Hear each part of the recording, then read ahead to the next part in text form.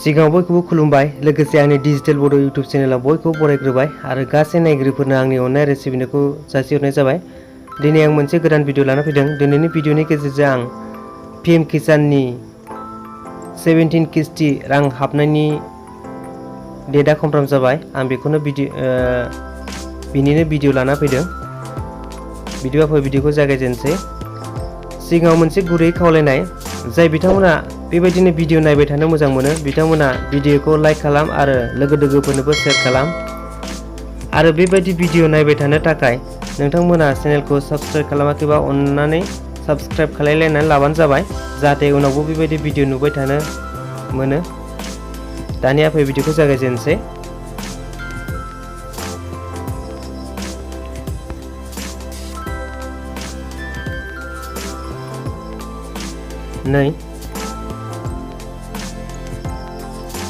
PM किसाननि 17 किस्तिनि डेटआ confirm जाबाय। नै 18 जुन 2024 बेखौ 9.3 करोड़ किसानफोरा मोनगोन, आबादारिफोरा। ओमफ्राय राङा नै 20,000 करोड़। जाय बिथांमोना PM किसाननि राङा सिगांहाय हाबदोंमोन बिथांमोनाथ' गासैबो अके जानांगौ, बिनिखायनो हाबदों। नाथाय जाय बिथांमोना सिगांनि किस्तियाव रां हाबाखैमोन बिथांमोना मा जादों बेखौ नायनो थाखाय खाथि खालायाव CSC सेन्टार नागिरनानै थां।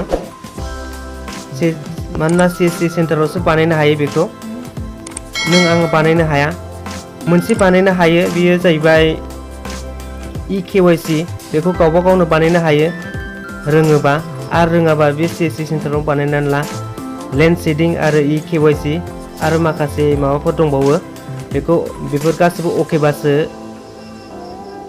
राङा नोंथांनि एकाउन्टाव हाबो। नङाबा हाबा, माबाफोर गोरोन्थि जाबानो बेखौ हाबहोआ। आरो बेंकजों आधार कार्डआबो लिंक जानांगौ। लिंक जायाखैबाबो लिंक बानायनानै लाखादो, नङाबा किस्तिया थालांनो हागौ नोंथांनिया। बिनिखायनो दानो थाब मावनानै लाखा। CSC सेन्टाराव थांनानै आधार कार्ड लिंक जायाखैबा आधार कार्डखौ लिंक खालामनानै ला, जाहाथे मानोना सरकारा बेबायदि DBTखौ आधार कार्डआवसो हरोनो। आधार कार्डजों जे बेंकआ लिंक जागोन बेयावसो हाबगोन थाखाया।